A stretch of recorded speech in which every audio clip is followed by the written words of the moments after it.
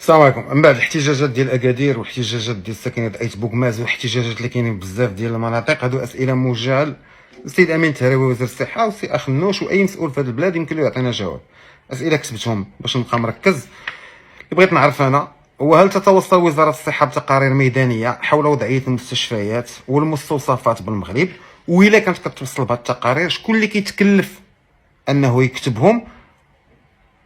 وفوق مكتب من توضع هذه التقارير؟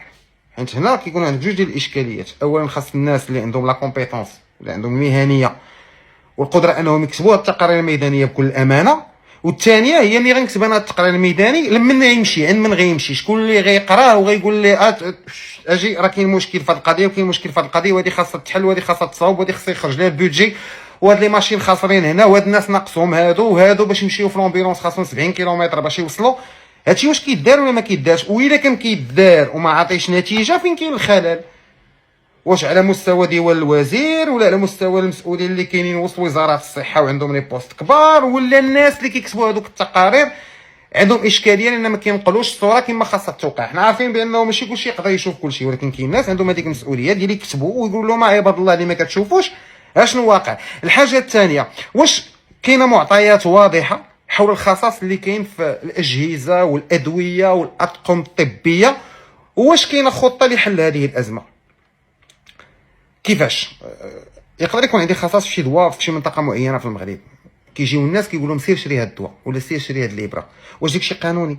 واش هادوك الناس اللي خدامين بعدا محميين قانونيا؟ اذا شي مواطن مشى جاب ليه البوليس ولا جاب ليه شي واحد قال لي نشري هاد الابره، واش المواطن واعي بالحقوق ديالو؟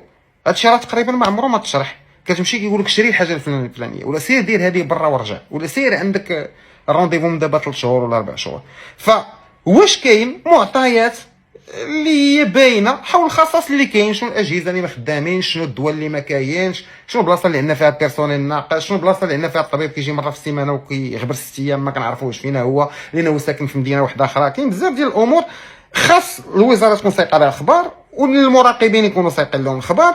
وشي مرات يديروا لي ديسونت واحد الهبيطات بالسيفيل راه تقالت باش ماشي داكشي كيكون مجهد ومزوق وكلشي مصبوغ وكلشي زوين. حاجه اخرى، هل ارقام الوفيات المسجله عند النساء الحوامل والاطفال والناس اللي مرض داخل المستشفيات المغربيه، واش هاد الارقام يتم مقارنتها بدول اللي هما في نفس المستوى الاقتصادي ديالنا؟ واش كاين معطيات واضحه حول الوفيات وكاين مقارنه حتى مع ارقام الوفيات اللي كانوا في السنوات السابقه باش نشوفوا واش كاين شي تحسن ولا لا، وباش نعرفوا منين جاي الاشكال؟ يقدر يكون المشكل ما مرتبطش بالمستشفى في حد ذاته، يقدر يكون المشكل مرتبط بانه الناس كيوصلوا معطلين، ولا وصلوا معطلين راه يمكن شي مشكل مرتبط بالاسعاف، يقدر يكون مشكل مرتبط بالوعي، يقدر يكون عدم الكشف المبكر، يقدر يكونوا بزاف ديال الحوايج. لانه الوزاره مسؤوليتها كوزاره الصحه ماشي غير في السبيطار، ماشي غير في البنايه كما هي.